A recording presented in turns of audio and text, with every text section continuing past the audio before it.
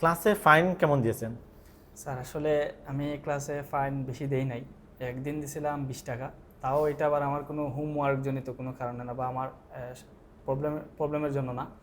ওইটা ক্লাবে আমাদের সপ্তাহে 3 দিন জয়েন করা বাধ্যতামূলক ছিল, বিশেষ করে স্পিকার ক্লাবে। তো আমি 3 দিন আর কি জয়েন দেই নাই এই সপ্তাহে, এর জন্য আমাকে 20 টাকা ফাইন দিতে হয়েছে।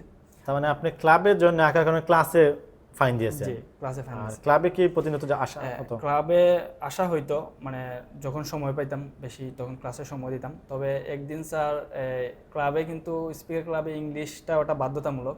যিনি বাংলা কথা বলবেন উনি 10 টাকা করে ফাইন দিবেন প্রতি ওয়ার্ডের জন্য। তো আমি একদিন 7টা ভুল করে বলেছিলাম আর কি, মানে সামনে গিয়ে যখন স্পিচ দিচ্ছিলাম তখন আমি ভুলটা কি ইংলিশ নাকি বাংলা বলছেন? এটা বাংলা বলে দিছিলাম। আচ্ছা আচ্ছা। তো এটা আসলে খুবই মজার ছিল। তবে আমি ম্যামকে বলছিলাম যে ম্যাম আসলে এটা তো আমি অকওয়ার্ডলি বলে ফেলছি। তো ম্যাম আসলে আমাকে 50% ডিসকাউন্ট দিয়ে এখানে 35 টাকা নিয়েছিলেন আমার কাছ থেকে। আচ্ছা, অনেকে তো অনেক বেশি টাকা দেয়, আপনি 35 টাকা মাত্র যে ডিসকাউন্টের কারণে? যে ডিসকাউন্টের কারণে এটা মানে আমার জন্য প্রযোজ্য ছিল স্যার। আমার নিজেরও করা আসলে আসলে ওকে, তাহলে মেইন এক্সামের আগে তো অবশ্যই মক টেস্ট দিচ্ছেন। কয়টি মক টেস্ট দিচ্ছেন এবং এই মক টেস্টগুলো আপনাকে কতটুকু হেল্প করছে? মক টেস্ট সো এবার আসি মক টেস্টের বিষয় নিয়ে। তো মেইন এক্সামের আগে তো অবশ্যই মক টেস্ট দিচ্ছেন, কয়টি মক টেস্ট দিচ্ছেন এবং এই মক টেস্টগুলো আপনাকে কতটুকু হেল্প করছে? আমি মেইন এক্সামের আগে টোটাল 6টি মক টেস্ট দিছি। সো 6টি মক টেস্টে আমার কোনোটাতেই দুর্ভাগ্যবশত 6 আসে নাই।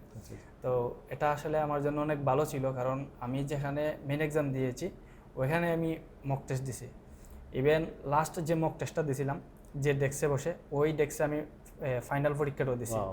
তো এটা আমার জন্য খুবই গুড একটা অপরচুনিটি ছিল। সো যার কারণে ওভারঅল একটা ভালো এক্সপিরিয়েন্স আছে আমার এখানে। মানে মেইন এক্সামে আপনার কাছে মনে হয় না যে মেইন এক্সাম দিচ্ছেন? না, আমি মনে হয়েছে এখানে লাইক মক টেস্ট?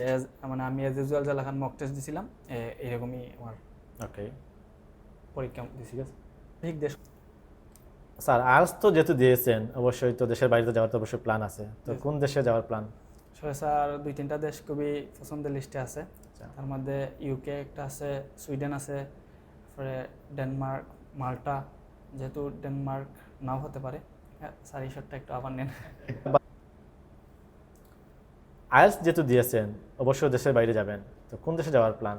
আসলে স্যার পছন্দের লিস্টে ইউকে, তারপর অস্ট্রেলিয়া, নিউজিল্যান্ড এবং সুইডেন আছে। তো ফ্যামিলির পরামর্শ নিয়ে যেখানে ভালো হয় স্যার ওখানে দেখবো, আল্লাহ যেখানে রিজেক্ট রাখছে। তা তো অবশ্যই আল্লাহর হুকুম। আর ঠিক আছে স্যার, অবশ্যই ভালো গেছে। একটু জেনে গেছি স্যার, ওই যে আপকামিং যারা আসলে আইএলটিএস দেওয়ার চিন্তা করতেছে, পরীক্ষা দিবে, তাদের প্রতি আপনার কি পরামর্শ? আসলে স্যার পরীক্ষা হচ্ছে এমন একটা বিষয়, এটা মনস্তাত্ত্বিক বিষয়। তো যে বেশি শান্ত থাকতে পারবে পরীক্ষার হলে তারই রেজাল্ট ভালো আসবে। এবং এখানে মক টেস্টেরও একটা বিষয় আছে, যে যত বেশি মক টেস্ট দিবে তার জড়তাটা তত বেশি কাটবে।